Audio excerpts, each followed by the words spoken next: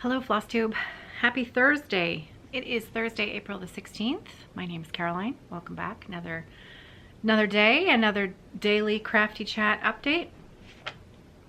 I have a couple of things. I forgot to do something yesterday. Yesterday was Wednesday, and I was supposed to do the PDF giveaway yesterday from the High Tea PDF extravaganza. So I've pulled the name. Last week's giveaway, we had 2 winners from the YouTube comment selection. And I heard from Kay Lowry, but I haven't heard from Sheila Bell yet. So Sheila, if you're watching this, it's a little trickier for me to track down the people on the YouTube comments. But if I haven't heard from you in the next couple of days, I'll try to go in and find your comment and leave you a comment on your comment. However, if you do see this, send me an email, caroline@evertote.com. So I've pulled a winner from the Instagram area where I had a little giveaway over there, and the comment chooser chose the random number generator. See, with Instagram, what I've been doing is I count up all the comments and then I plug the number into the random number generator, and then it selects a number, and then I count down the comments. And the winner was @Madam Ice. So congratulations, Madam Ice. You are the winner of the Instagram PDF giveaway. So if you can get in touch with me, if you could email me, again, caroline@evertote.com, then I will send you a PDF. I will purchase and send you a PDF of your choice. And there are certainly some wonderful designers out there who are selling beautiful PDFs. So I hope you will enjoy that. I'm going to pull the winner from the Facebook post for the High Tea giveaway next week. And I'll try to remember to do it on Wednesday next week.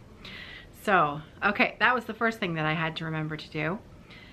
The next question that I had, and this has absolutely nothing to do with stitching, but it has something to do with the mask conversation that we had yesterday.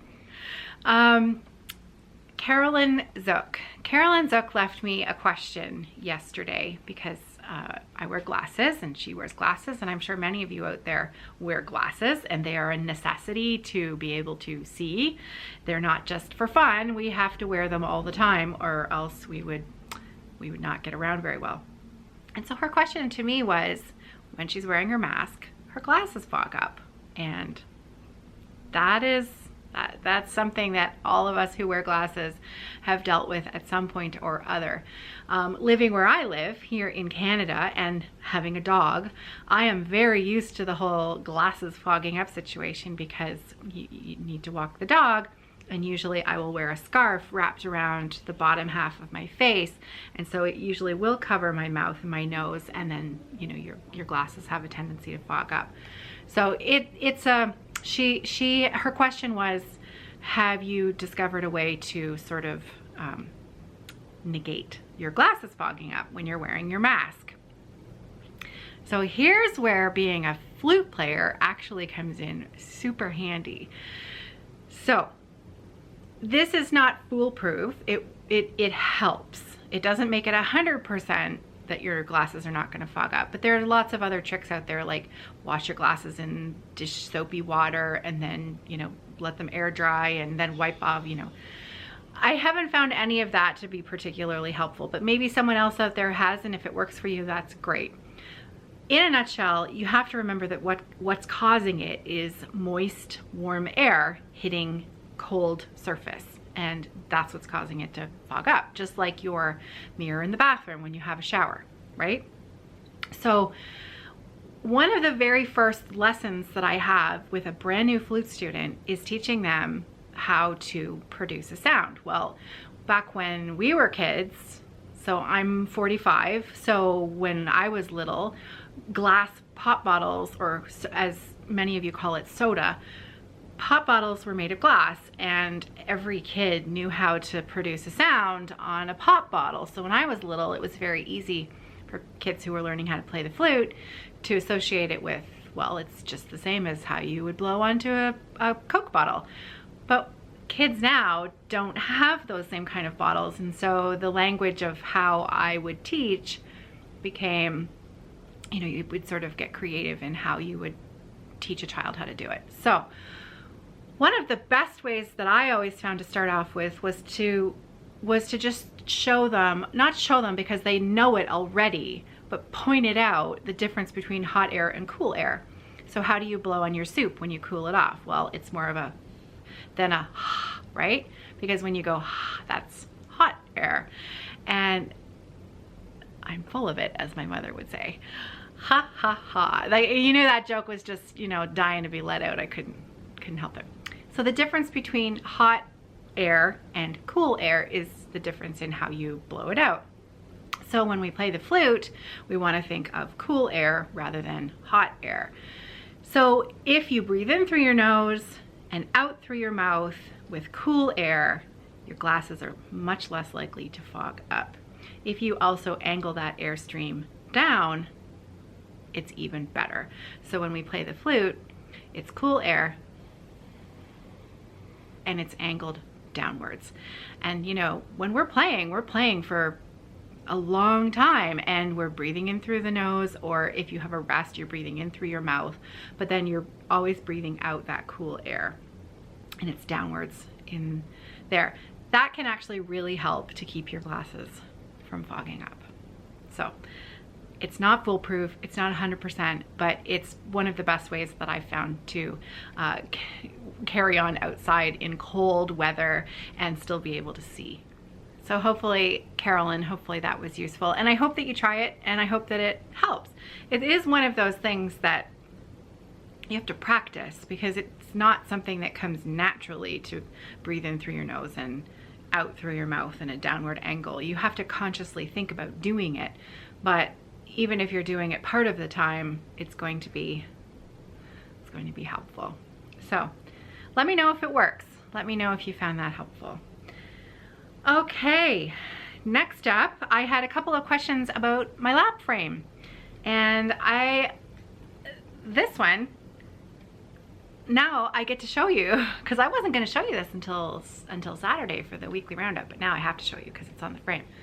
So Frosty Forest, my snowy foxes, I completed the tree, I fully finished the tree, I stitched the snowflakes that are resting on the tree.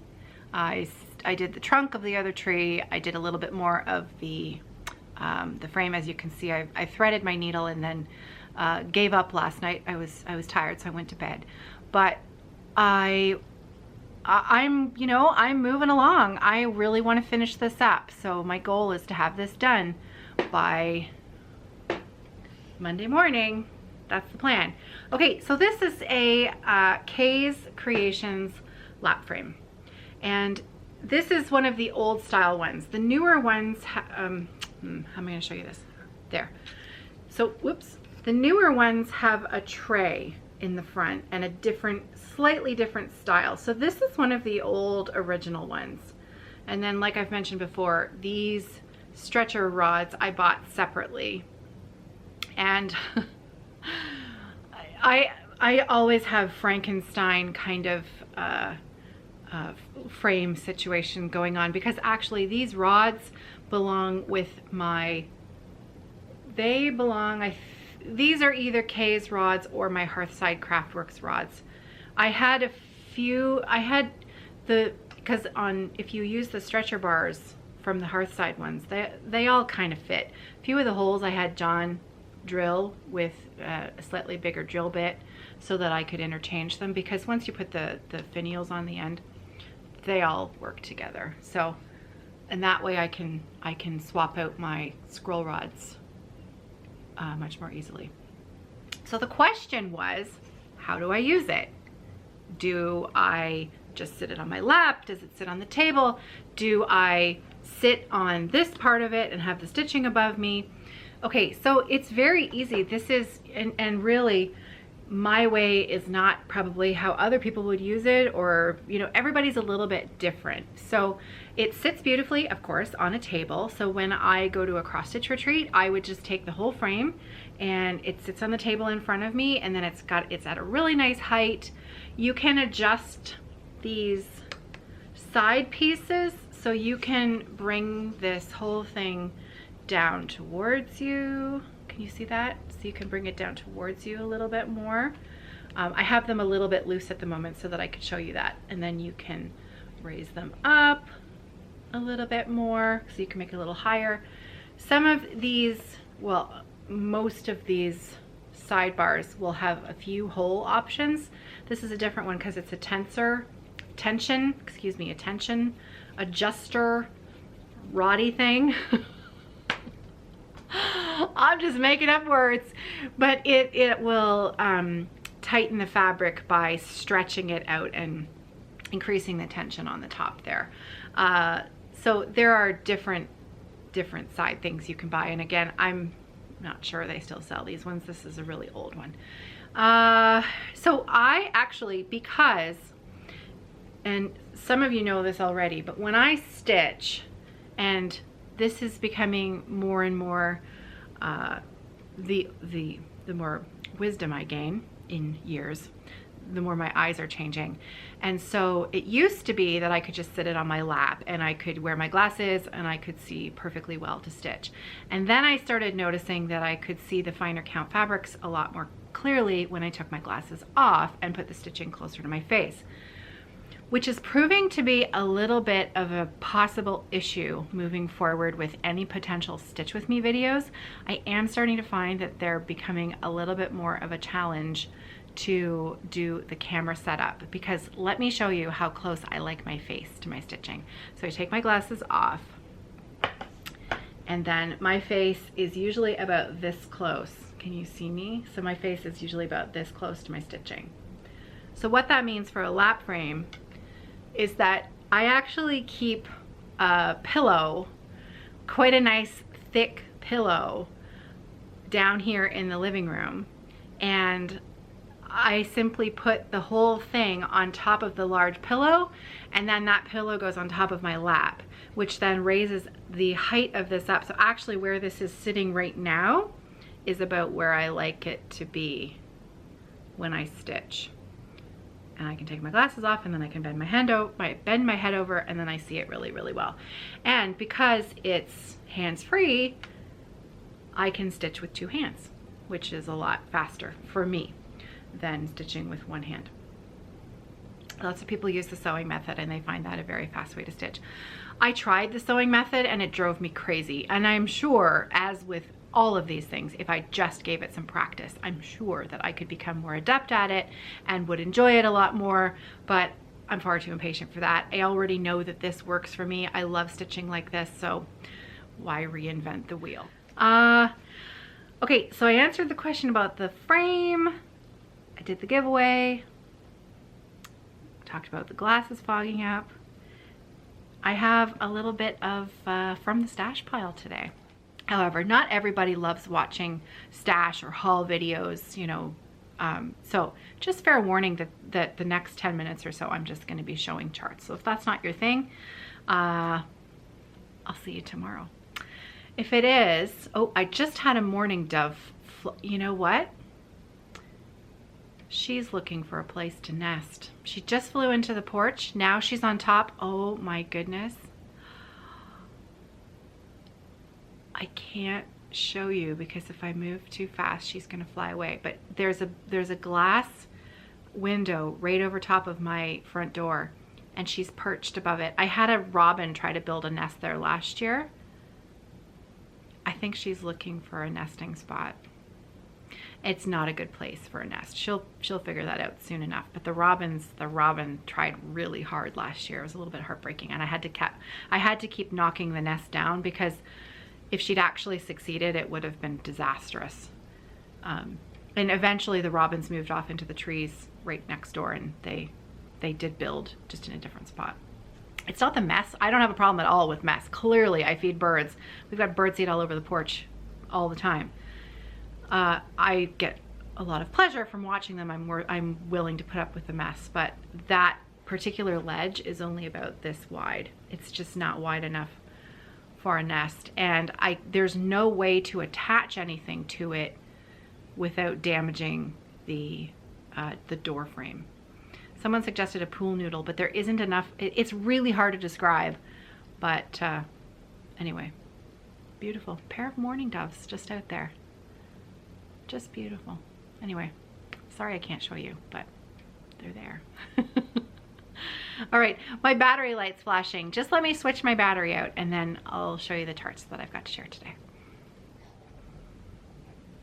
Okay, am I crooked? Am I straight?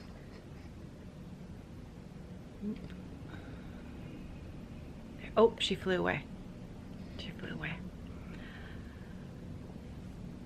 We usually have a pair of mourning doves here every year. It's nice to have them back. Okay, so I'm not sure I'm going to get through all of these charts today. I'll save some for next week, but these first two, these are so funny that I bought these. These are from Milady's Needle, and I think Milady's Needle's patterns are, first of all, beautiful. They're gorgeous. And second of all, I love saying Milady. I don't know. These are,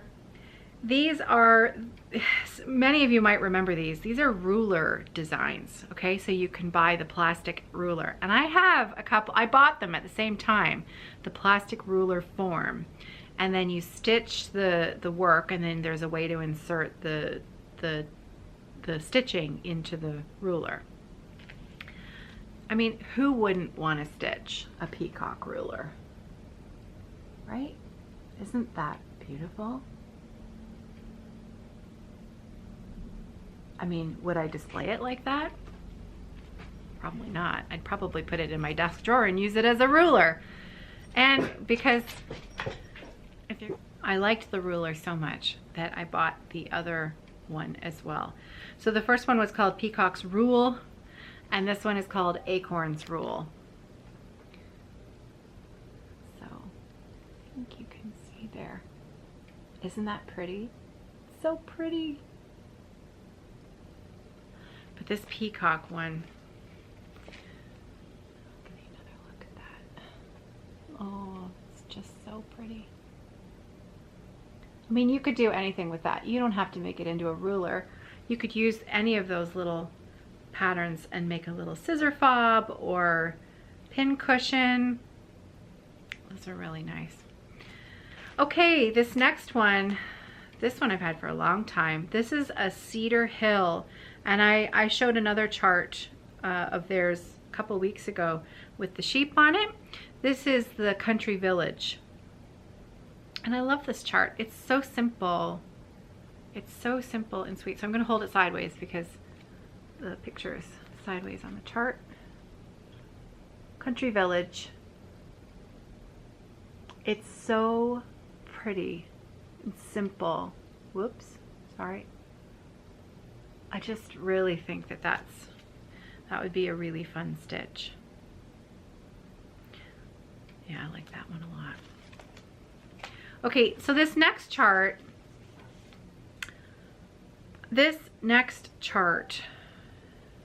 is not actually cross stitch. This is a hardanger design.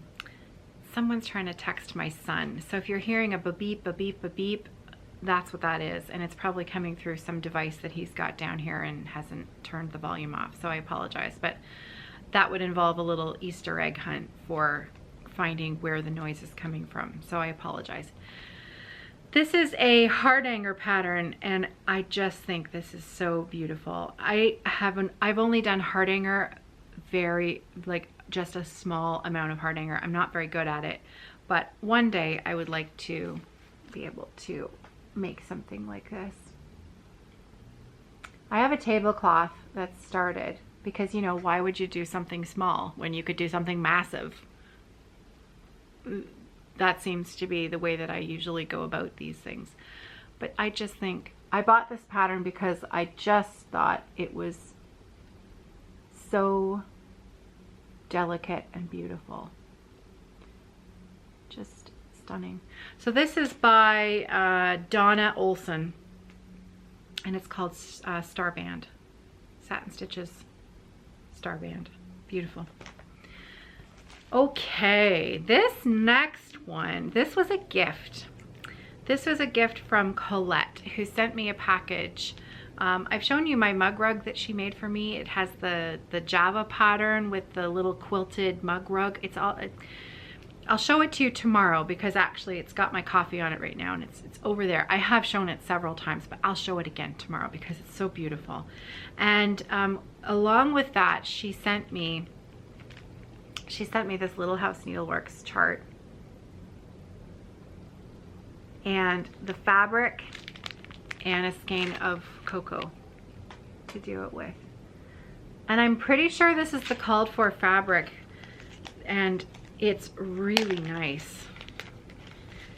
It is, let me show you because it's really nice. I think it's a week's fabric. Tin roof gingham linen. Yeah, it is. Look, gingham. So it's 28 count gingham linen. How cute. How sweet is that fabric? I think that is just so beautiful. I have an empty 6-inch Q-snap.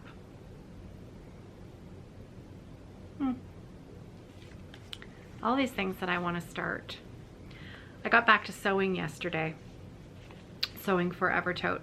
The shop is still closed, but I am back to sewing again, and so that's been nice. But I can't do everything. I want to do everything. I want to do all the things, read all the books, stitch all the things, sew all the things, make all the things, bake all the things.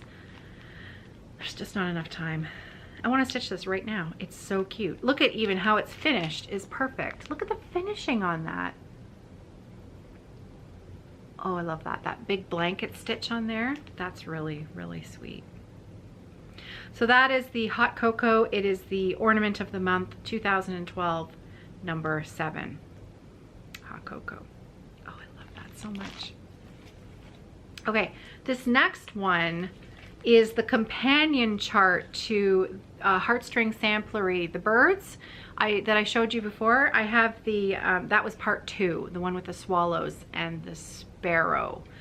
It also had I think it had the robin on it too, didn't it? This is part 1 that has the mourning dove, how appropriate for today, the black-headed grosbeak, and the American goldfinch.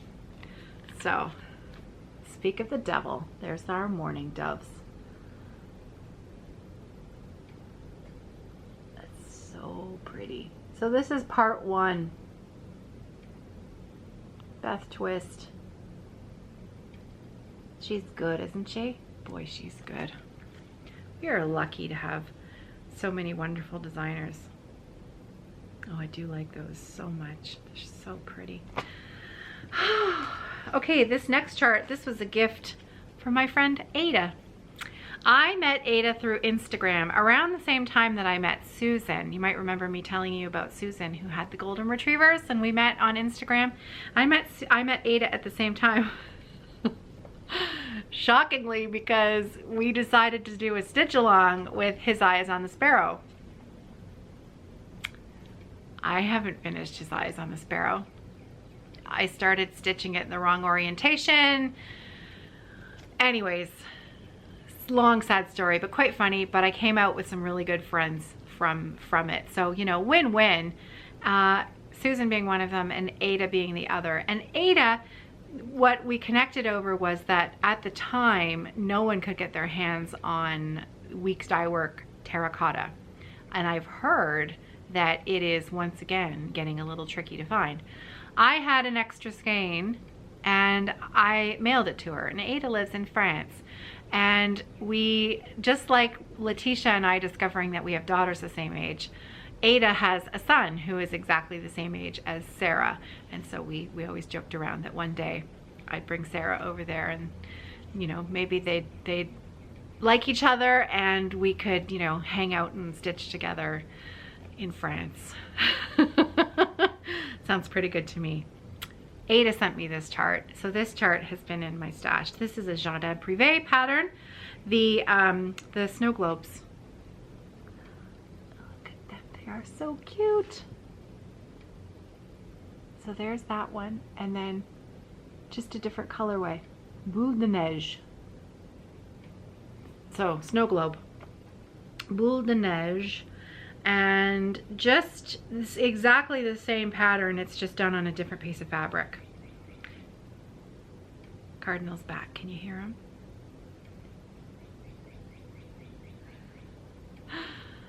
It's really lovely to have them. You know, you get to know the birds that live around your house. Don't you find that? You get to know who's where the cardinals like to hang out at this time of day versus where, like, I know the trees that they like to sit in around 5 o'clock versus, you know, the mourning doves have usually been sitting in a tree that's over there. To see them on the porch is unusual. Anyways, this little gift, doing this as a gift tag, isn't that cute? Oh, I love that. Okay, so Jardin Privé, they do a lot of really, really sweet sheep charts. So for those, like my friend Cheryl, who's a knitter, who I encourage to start stitching, she has done the 4 sheep patterns that you can do them individually, or you can also do them together. She just finished that recently, and it's beautiful. Love it. Okay, next up, I have Little House Needleworks, Hillside Travelers. I had the fabric for this at one point, but I have a funny feeling that I used the fabric for something else that I had set aside for this. This is this one. I bought this chart at the same time as I bought Foxit, what is that called? River Innet Mill, River Fox something. You know which one I mean, right? I can't remember it, but it's the one that has the big water wheel in it, and yeah. I had it framed recently, and I cannot remember the title of it recently, like a year ago, but that's still recent in my book. So anyways, I also really like this chart. Love that one. And Brenda Gervais. Boy, oh boy, I love this one so much. I have to stitch this. I have to stitch this. This is the Needleworkers sampler. I think I'm gonna have to work this into a new start this year at some point, because this one I have to stitch. You know, there are some patterns that I'm just happy to have in my stash and I love to look at them and dream about them, but this one I really want on my wall. So this is the Needleworkers sampler. Look at that chart. That's stunning. Stunning. It says all my scattering moments are excuse me. Remember what I said about my glasses? It helps with reading too. All of my scattering moments are taken up with my needle. And I just think that this is gorgeous. It's gorgeous. The little scissors, the little dogs, the little house, the little people. Everything is tiny and just beautiful. So I know it will focus eventually. There we go. There's the bottom. If I straighten it up, you can see there. It's just so lovely. I could see that on a piece of, that looks like doubloon. I wonder what the called for fabric is. Guess what the called for fabric is? 40 count doubloon linen by Picture This Plus. Yep. If there's one thing I can usually pick out, it's a piece of doubloon, because that's one of my favorite colorways. Beautiful. Okay, the last chart that I'm going to share with you today is just this. This is one of those designers that I've known about for a really long time, and actually I've stitched one of her pieces and I cannot remember the title of it, but I remember that the floss that I used was Bandana. Crescent Colors, Classic Colorworks was Bandana. It's that, again, that maroony red type floss, and I will insert a picture of that finish right here.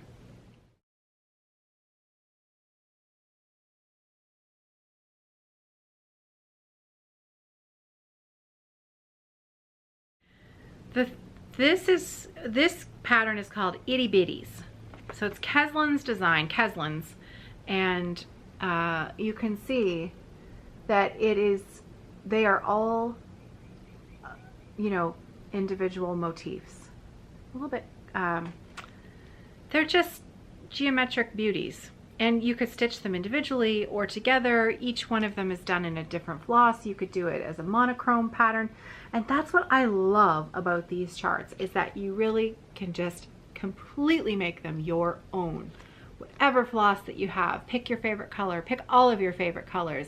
You know, it doesn't have to be a variegated floss. It can be one color and then, you know, do a rainbow. Anything. You could stitch it on a tiny count fabric, you could stitch it on a huge count fabric, you could take one of those designs and blow it up on a great big huge piece of fabric. You could take one of these and do something like what Miss Patty does, where you could take a piece of 14 count Aida and you could do it over 2 squares so that it's huge, and then you could turn it into a pillow. Could you imagine one of those like made into this massive design and then turned into a pillow? How beautiful would that be? You're literally only limited by your imagination. There's just so much you could do with these. It's wonderful. So that's Keslin. Yeah, and she has a website, www.keslins.com. And I'm going to spell it in case I forget to edit it in. It's KESLYNS.com. There, you can see it right there. Keslins.